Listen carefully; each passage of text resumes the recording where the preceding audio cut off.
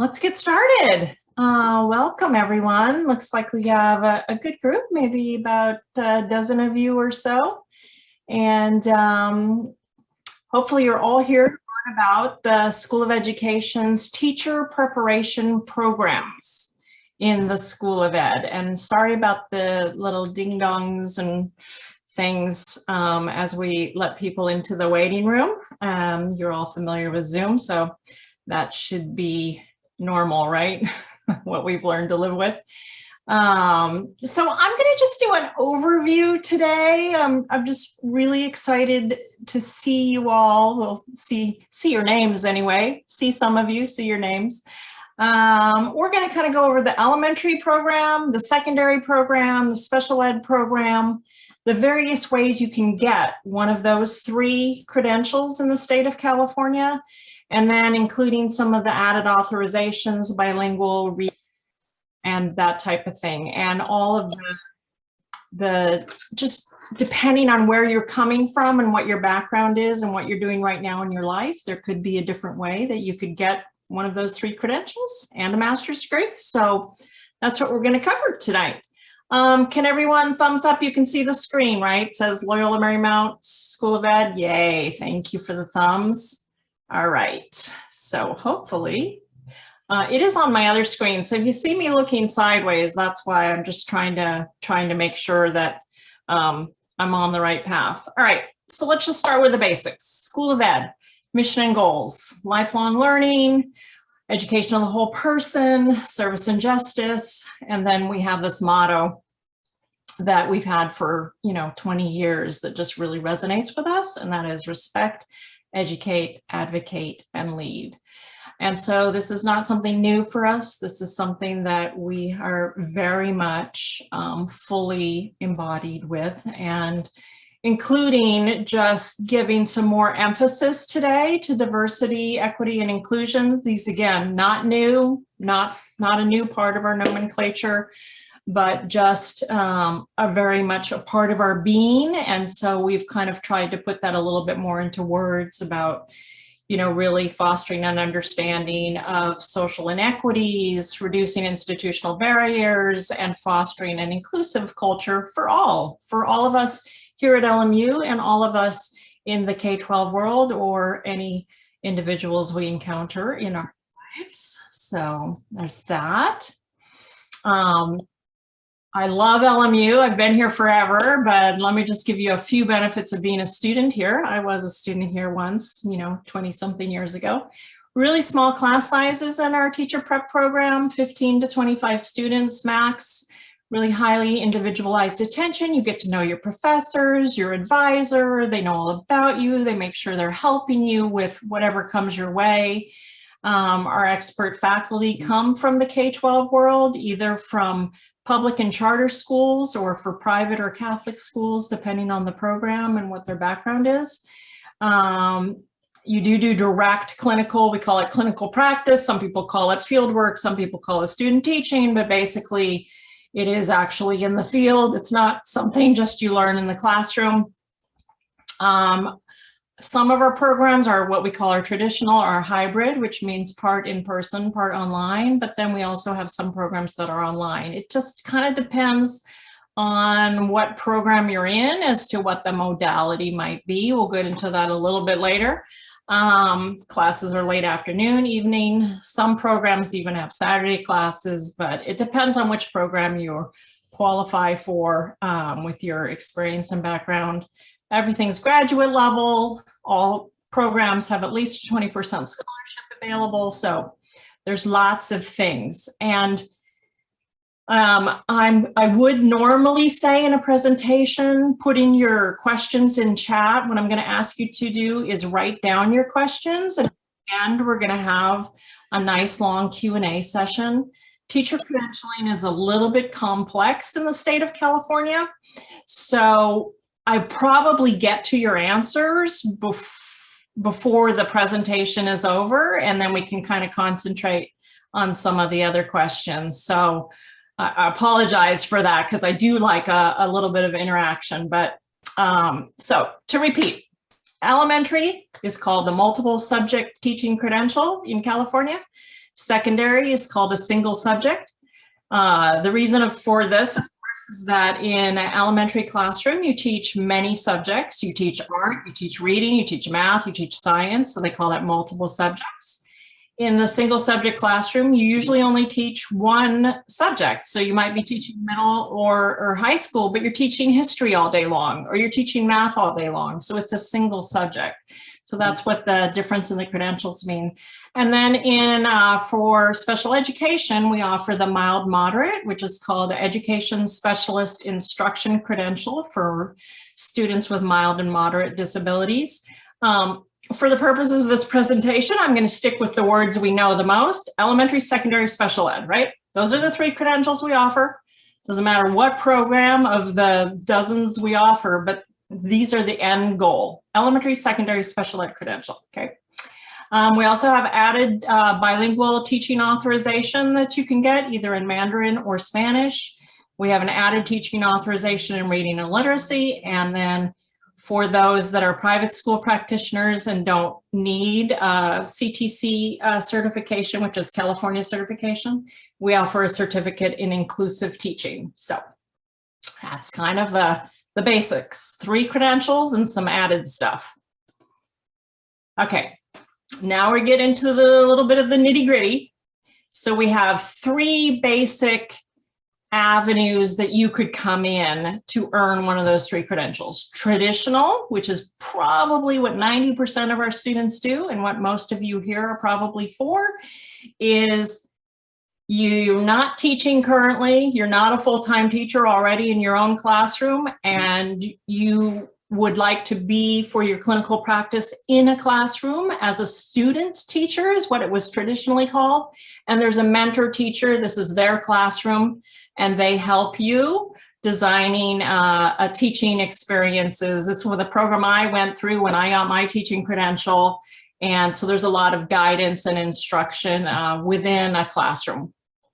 So that's traditional, and traditional can be elementary, secondary, or special ed, all of them. Then we also have those, we do get students that are already teaching full-time in a private school or a Catholic school, which is of course a private school. We have a couple of programs where we will do the field work in your classroom. So you don't need to do the student teaching because you're already a full-time teacher. So we call that a full-time practitioner for private schools. And then we have one more option, and that is a full-time practitioner in a public or charter school. But again, these are all elementary, secondary, special ed, elementary, secondary, special ed. For the full-time intern practitioner, the reason the word intern is there is because the state of California does require anyone in a public or charter public school to have a credential, which means they cannot teach in a public or charter school without that credential, and it's called an intern credential. So it's kind of like a pre-credential credential for interns. But in private schools, those are not required. So it's the same program as the private school program. It's just that they don't require the intern credential. All of our intern credential programs do go through partnerships, which we will learn a little bit more about. Okay, so again, traditional, we got elementary, secondary, special ed. Then the private school program, and that's called the traditional program. And if you were to go through the application, we're going to show you how to apply. We'll have instructions on, it should say traditional. It's actually not there yet, but we're going to add it.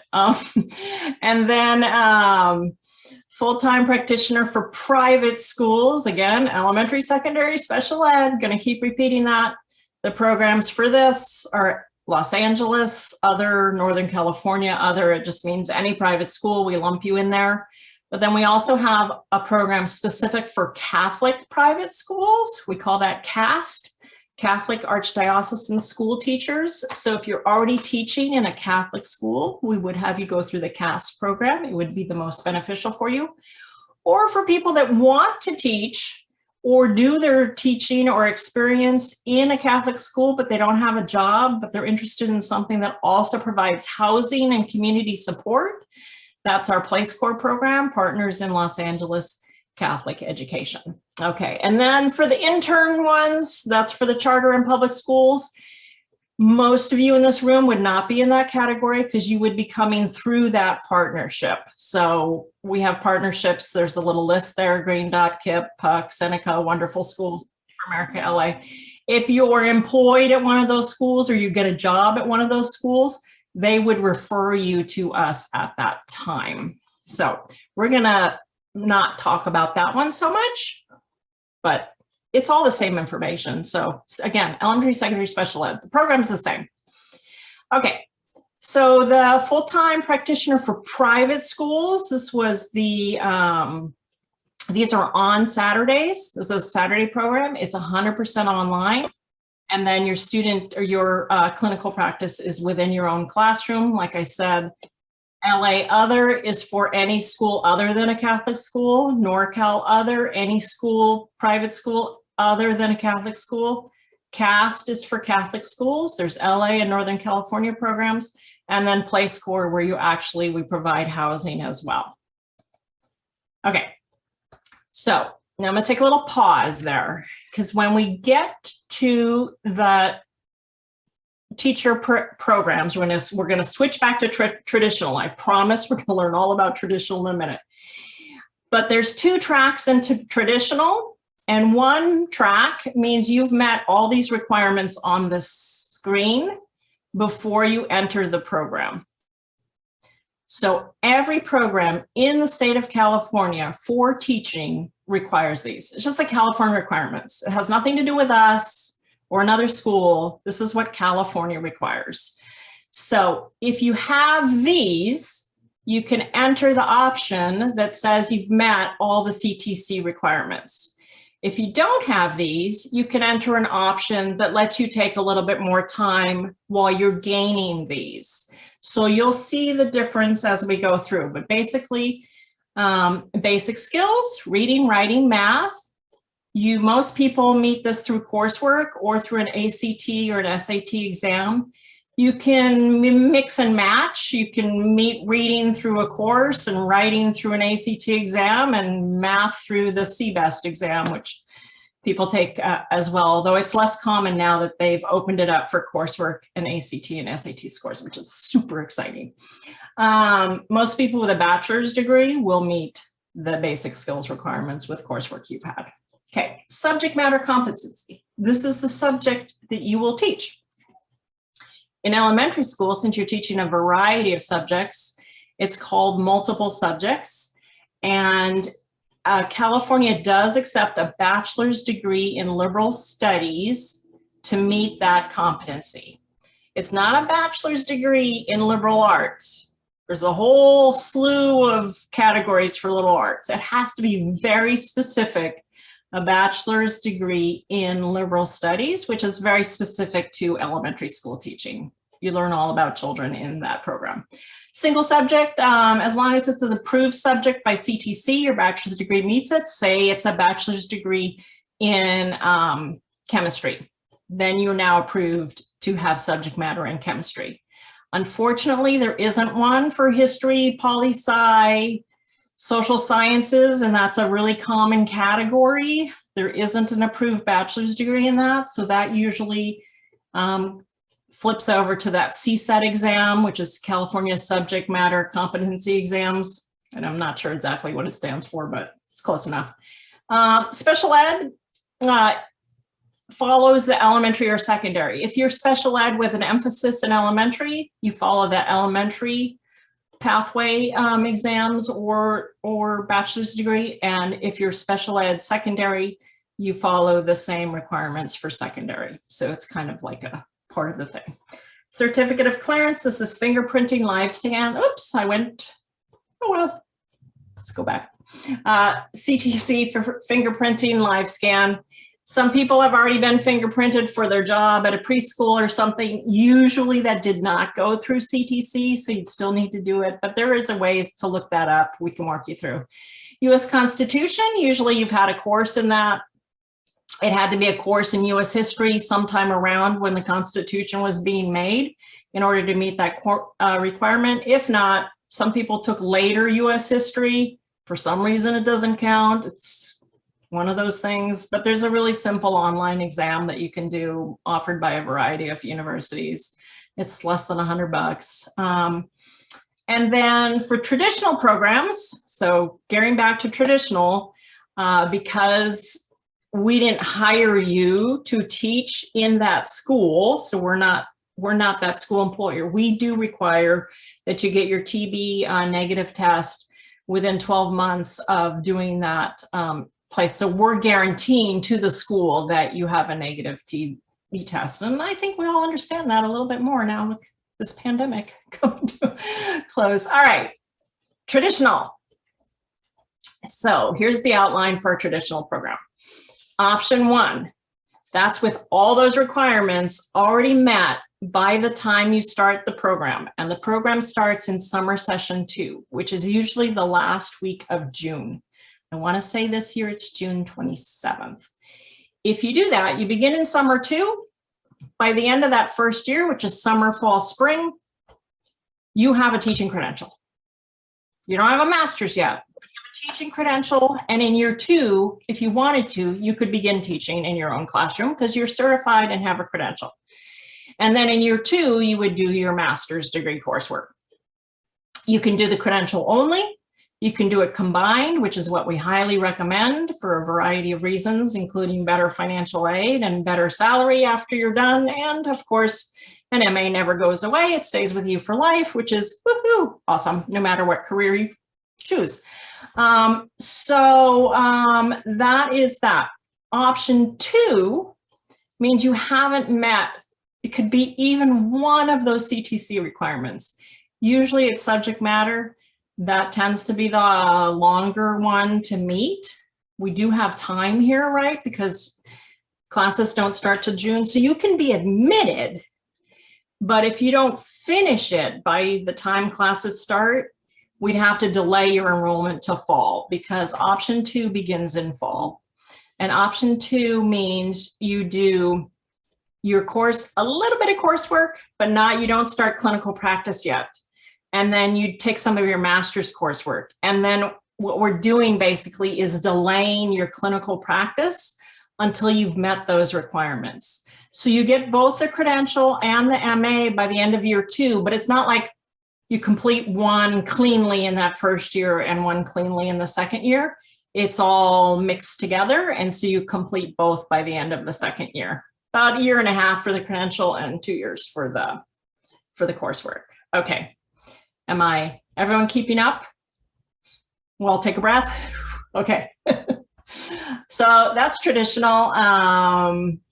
Those are the 2 options. So those are the big ones, I think. Okay.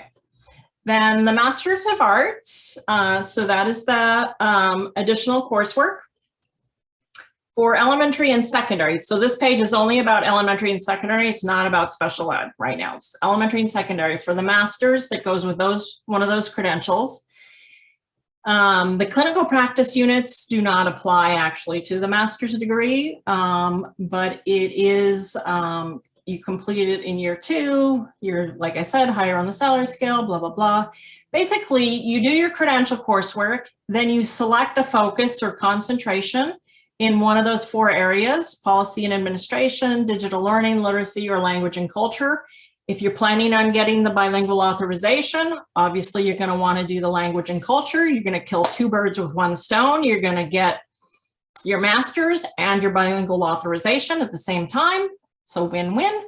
And then capstone research at the end, where we actually have you doing good research project. It's great preparation if you ever want to go on and get your doctorate. We happen to offer that here too. So just saying, just a little shout out. Okay, so that's the master's, pretty straightforward. Then in special ed, the master's in special ed, this is new in the state of California. This is really exciting that when you do your ed specialist credential and your master's in special ed, you also get the elementary credential. So it's like 2 credentials and 1 master's in the same program. And I think it's like 2 extra classes. Now, the classes are gonna be much more focused on special ed, whereas if you went through the elementary program, if that was your interest, they really just be focused on elementary ed for the most part, less on the special ed. But this one, they're going to be very focused on special ed throughout, including elementary, but special ed is going to be your focus for mild, moderate disabilities. It is an option 2 design, so you enter in the fall. It is cohorted. You take your classes together with everyone else. It's a 2-year program, and you do clinical practice throughout. So that's that one. The special ed program is all online, whereas elementary secondary is hybrid, in person and online. Okay. Now we get to the added authorizations. For bilingual, we have either Mandarin or Spanish. I think we can also do Cantonese if you take the right examination. It kind of depends on a course. If they offer that course in English, then you could do the Cantonese. If they offer the course in Mandarin, then you can't. So that's kind of where that lands. There is, like I said, you can do the coursework as part of your concentration for the MA. There isn't a language exam included. Reading and literacy, also an added authorization. You can do that coursework as part of your concentration. The only caveat is you can't actually apply for this one until you've had 3 years of teaching experience. So even though you can do the coursework as part of your MA, which is great, get it out of the way, you couldn't actually apply to add this on until after those 3 years of teaching experience are completed. And then for the private practitioners, those ones, people that don't want to get a credential or don't need California certification, we have the LMU Certificate of Inclusive Teaching. It's great for private school educators who want to have more inclusive special ed practices within their general ed classrooms. Frequently at private schools, they don't have special education services. And so it's a great way for the teacher to incorporate some of those learning strategies into the classroom. So that's that one. All right, California is a 2-tiered system. So we always say preliminary credential, and it sounds like it's not that big a deal, but it is the biggest deal. It is the most important credential. So what all our programs are leading towards is the preliminary credential. You meet all those CTC requirements, you do all the coursework.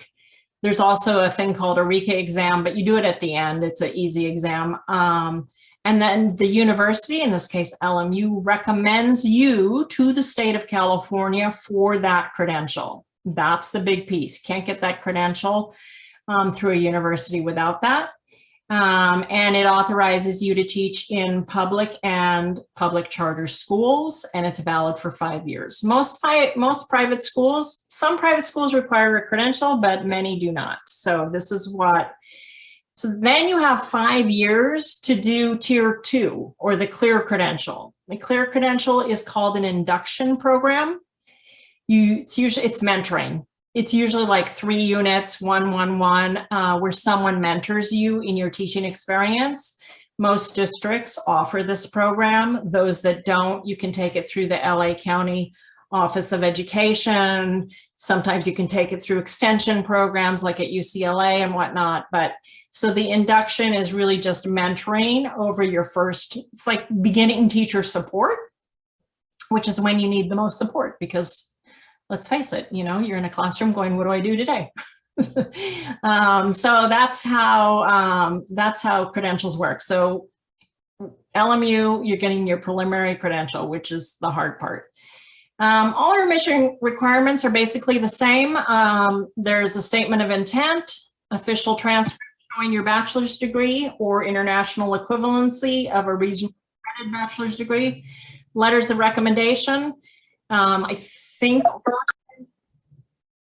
all programs are 3, some are 2. Current resume, there's an interview. Obviously, those California credential requirements we talked about, certificate of clearance, basic skills, subject matter, U.S. Constitution. For practitioner programs, if someone is employed full-time as a teacher and they're going through one of the practitioner programs, then we need verification of their employment so to show that they qualify. Okay. Tuition, the nitty gritty, 21-22, which is our current year. It will go up a smidge. It goes up a smidge every year, as does every university, but right now we're at $14.03 a unit. For teacher ed and special ed, there is the Golden State Teacher Grant. It provides up to $20,000 in grant money. That means you do not have to pay it back. And they have millions of dollars set aside for this. There is an agreement you have to make, and you have to teach in certain schools that are on their list for so many years. It changes kind of every year. So I do encourage you to research it and see if it fits you. And it has to be a high need area. They consider elementary teaching high need, bilingual teaching high need, math, science, and special education. So those are all high need schools, areas. Also, we have School of Education scholarships, which is usually guaranteed at about 20%. And if you happen to be a wonderful City Year alumnus, we give you a 30% scholarship. And if you are a Catholic educator going into one of those Catholic education programs, there's a 30% scholarship. There's more available on our website, listed right there. And we highly, highly, highly encourage you to go to the financial aid session today in open house. It's at 6 p.m., which you RSVP through. You go back through that open house main page. And then there's financial aids information if you want to follow up with them separately. Since aid is so complex, we try not to answer those questions other than try to guide you as to where to look. Okay, we also have, since this was an overview of everything we offer, throughout the year, the program directors of these programs, traditional, CAST, PLACE, special ed, inclusive ed, bilingual authorization, reading authorization, they do info sessions throughout the year. Right now, the only ones listed are these, but if you check regularly, you can see them. You get to know the program director. They are the ones that do that in-depth presentation. And then, of course, there is always, me. I was going to say there's always me, but that's not me. That's the rest of the open house sessions tonight. Financial aid, graduate students of LMU. We're getting to the Q&A, so sit tight. Graduate students of LMU, student organizations at 6:30, and anyone that had international student transcripts or has international residency, go to that admission additional process tonight. Okay, here I am. There's my name, there's my email address, and also the main email address, SOE info. My colleague Autumn, she's doing another presentation right now.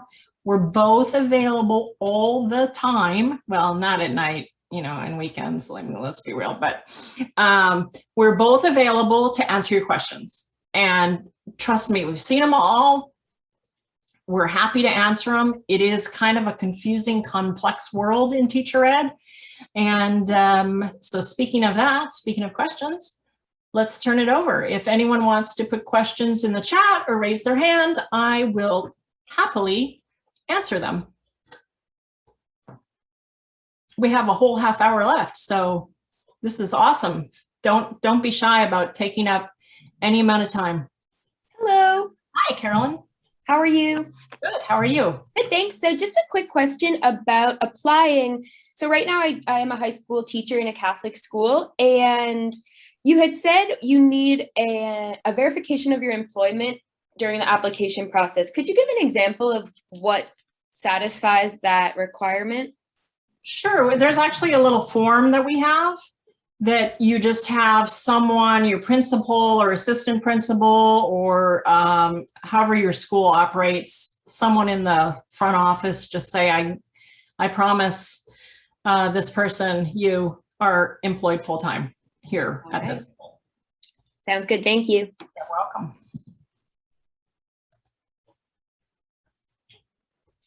Hi, my name is Chelsea. For the subject matter competency, And you said, how would like you go about satisfying that? 'Cause, like I have a bachelor's in business, so not really liberal studies. Like, what would be the best and like fastest way to satisfy that to be able to apply?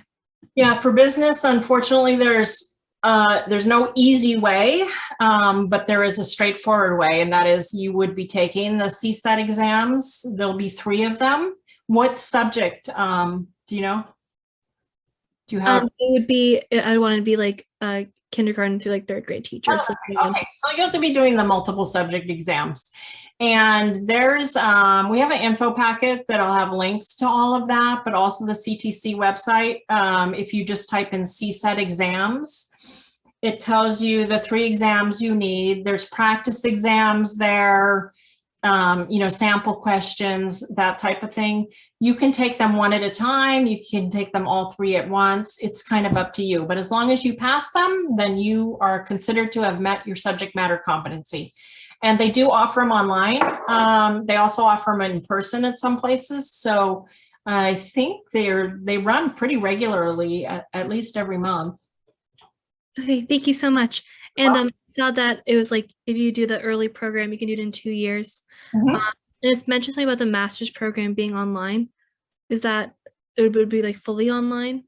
The master's courses are online, but the credential courses are considered in person.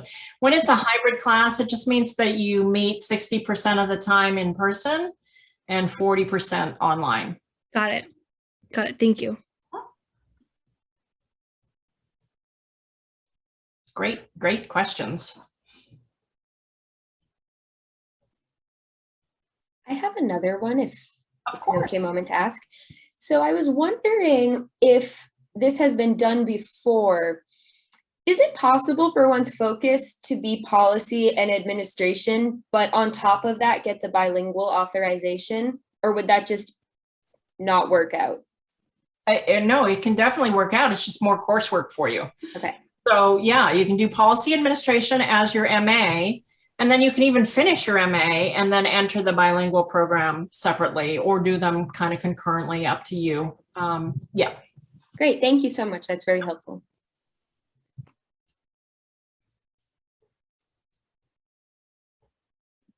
Hi, sorry, I have another one as well. How does it work going from like California credentials, not really LMU based, but like California credentials to like a different state, like let's say like Colorado?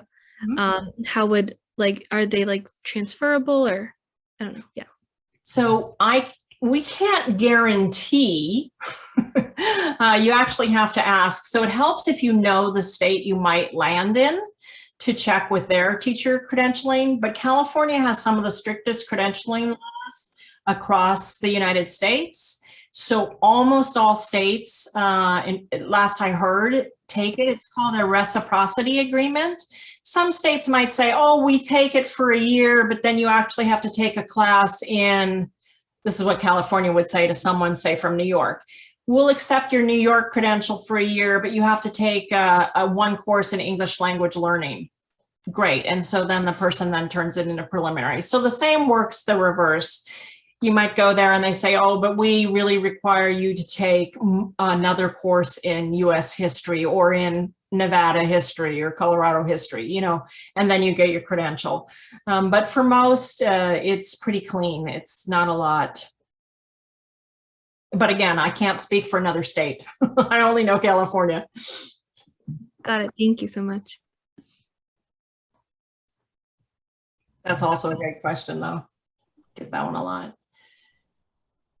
Hi, I have a quick question about the application. Of course. So I am doing this as kind of a career change, and I'm interested in the multiple subject program.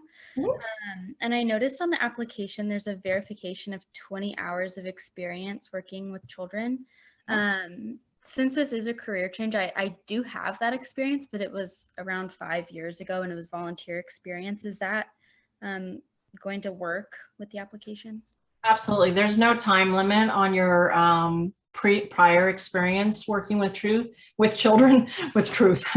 The truth is, so what it is, the whole point behind that is to make sure before you actually take credential coursework that you understand this population at least a little bit and have some understanding of them in a group. That's why volunteer work is so great. But there's no time limit, no expiration date on that experience.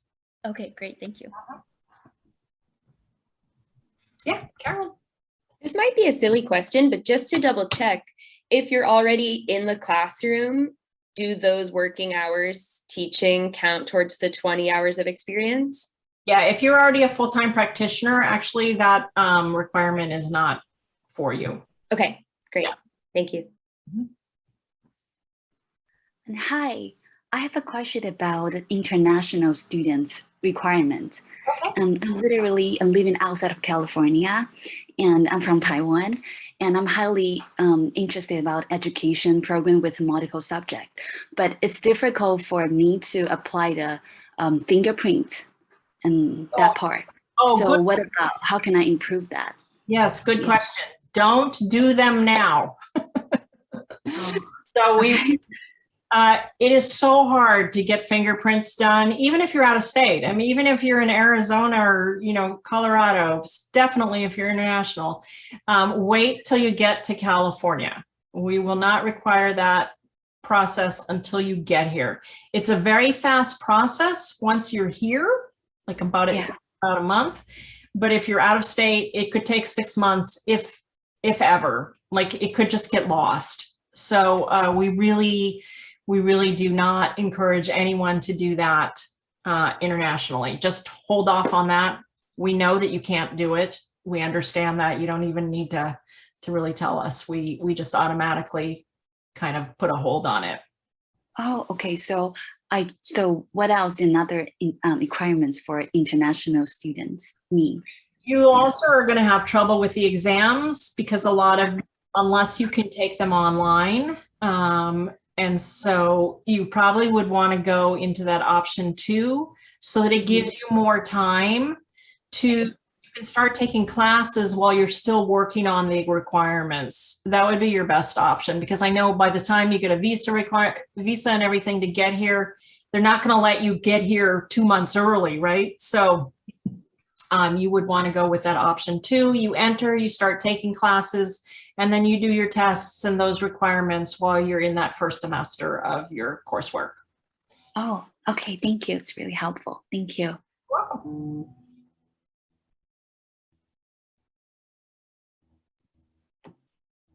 Yes, Carolyn. I feel like I'm hogging the microphone, but Everyone's quiet, so go ahead. okay. Is there a requirement to take the GRE during the application process? No GRE at all. Okay, great. Thank you. Not for actually any of our programs in the School of Education. So in case anyone was going to go to another session tonight, or I will answer that question for all of them.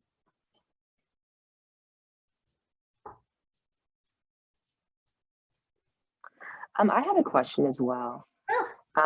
So you mentioned that you can get the secondary, like single subject credential, and then that next year you mentioned that you could specialize, and one of the specialties was education administration policy. Would that be your master's title, or would your master's title be secondary education? Your master's title actually is probably, it's in flux right now. It was Master of Arts in secondary ed. It is transitioning to Master of Arts in urban ed. We're waiting for approval of that, but it would not be an ed policy. It would be an urban ed with a concentration in educational policy and what was it, administration? I forgot it. I forgot the true title, but does that make sense? They're looking at names.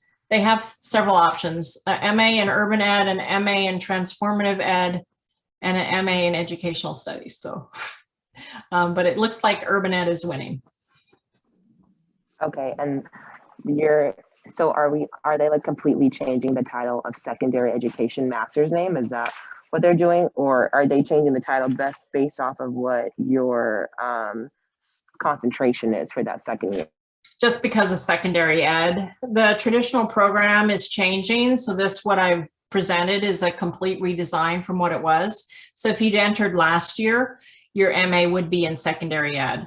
We already have an MA in urban ed. We're just trying to align all programs together to be similar in title. So as long as that program remains a MA in urban ed, which it looks like it is because it's already fully approved, then we're just changing the MA in secondary ed to MA in urban ed. And it has no, it doesn't matter what focus or concentration you choose.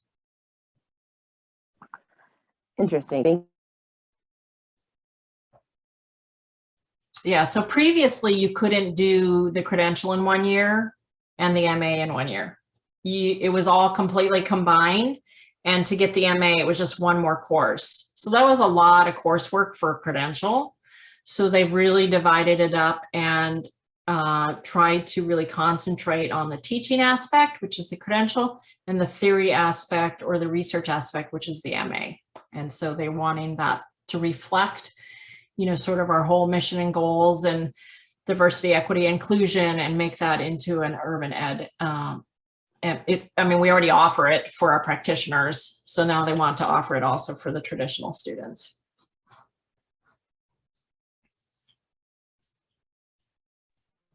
Okay, and then another question is, I think you're like the educational studies is later tonight at 5, but how does it work if like, is the School of Education still offering the +1 program for current students at LMU and undergrad? Yes, the 4+1 MA in Educational Studies. Yeah. Yes. And in that program, you are doing your teaching credential as an undergraduate as opposed to a graduate. So the program I outlined tonight is as a graduate student, not as an undergraduate. So as an undergraduate, your coursework is interwoven with your undergraduate bachelor's degree, and the +1 for the MA in Ed Studies is to get your MA in that 5th year. That makes sense. Thank you. Mm-hmm.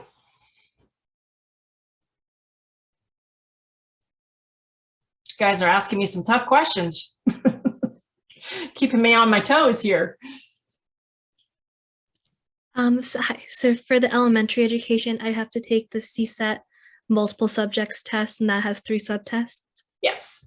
And when does, like, are we ever going to be like observed for, or like in a classroom? Is that part of it? Yes. Okay. And would that be like as like a full-time teacher you get observed, or as just like on certain days, like you kind of get put in? I don't know if that makes sense.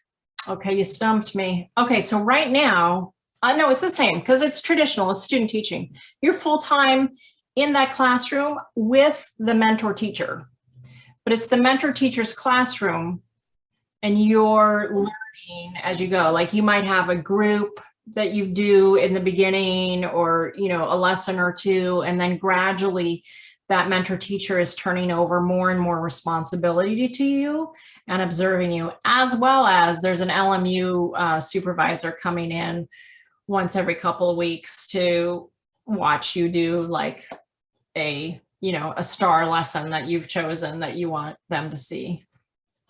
There's a lot of support. Got it. Yeah. Okay. And sorry, also sorry.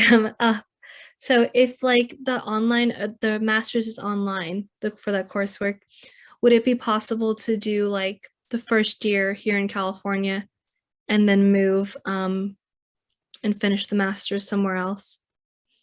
As long as you have no more clinical practice, yes. Okay, perfect. Thank you. That said, there is this thing, it gets a little complicated. We're only allowed to offer online courses to residents of certain states. So as long as you move to one of those states, then you can do the online portion from that state. There's a long list of them. It's on our website.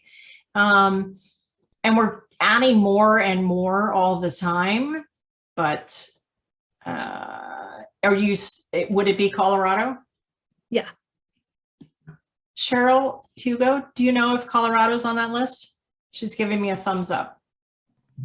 I'm going to put the link in the chat. I'm just looking for it right now. Awesome. Thank you.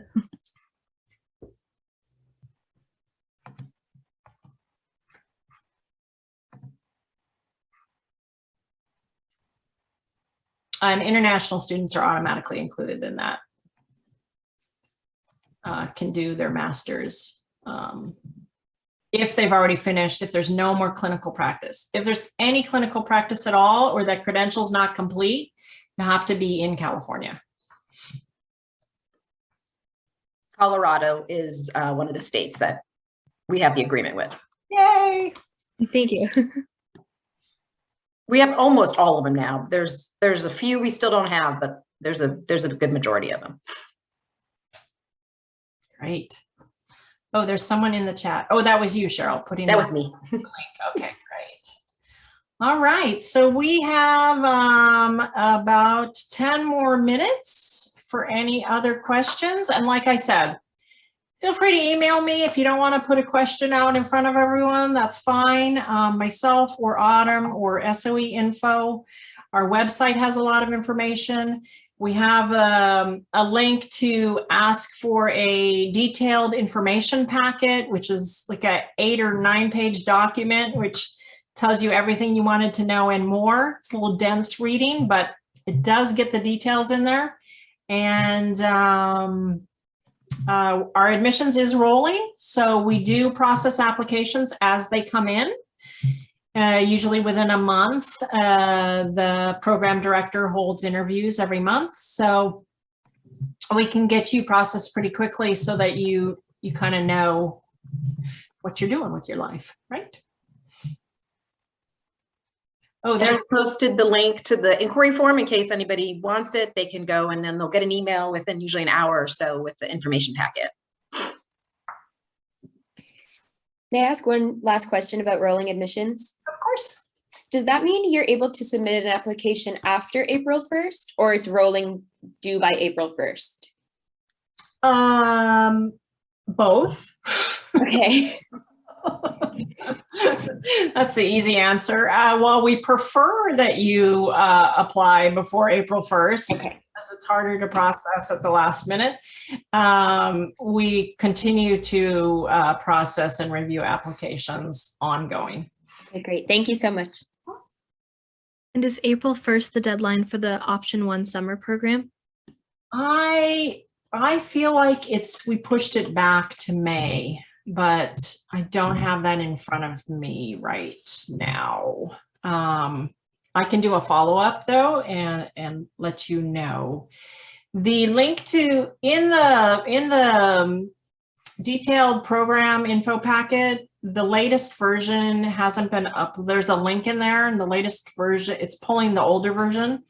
Within the week, it'll be pulling the newer version, and that'll have the new deadline. But I feel like it is May. April seems early, but I could be wrong. Yeah, it's not updated on the website yet. Okay. On our program deadline page. April on the website? On our program deadline page, we don't, March 15th is all the summer deadlines. Oh wait, I'm March 2. March 15th is what's on the website for summer 2 deadlines for elementary.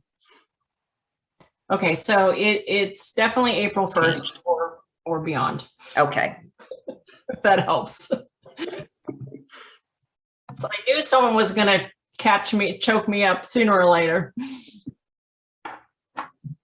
And we're also available in graduate admissions as well, if anyone has any questions. If it's specific to SOE and credentials and those things, Mary and Autumn are the people, but we handle the application, transcripts, all those extra materials. So you can always call or email us as well. Yep, there's a whole team of us. Okay, well, any last questions before we go? And you can always email or call, but call you usually get we're usually already meeting with someone, so then since it's just Autumn and I, you'll get voicemail. And then by the time we listen to the voicemail and call you back, it's just easier to email us. But whatever your preference is. Well, thank you all so much for coming. Again, I encourage you to go to the rest of the open house sessions tonight. Financial aid, the graduate student council, which is a great way to get involved and get to know people on campus across graduate programs across the university. And then the international student one, for those of you that are international students, definitely go to that one. So, or if you can't, just follow up with us. That works too. But the experts will be at those sessions, and that's why it's helpful to go to those. And then also the SOE info sessions, more in depth. And if you didn't catch it here tonight, not a problem. Just reach out. We can give you the link and help you get navigated to those. They're all on the soe.lmu.edu webpage. So SOE stands for School of Ed, soe.lmu.edu. Under admission, you'll be able to find most of the stuff. All right. And those just one more thing, those 3 sessions, the GSLMU, financial aid and international, are tonight, tomorrow night, and Wednesday night. They're the same. So if you can't, for whatever reason, make the 7 o'clock session tonight, Tuesday or Wednesday is the same. Oh, that's great. Yeah, we offered those all 3 nights. So people can hopefully catch it, whichever one works for them. Perfect. Perfect. All right.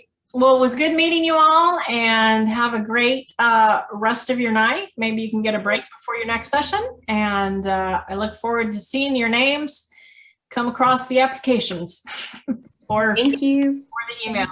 Thank you.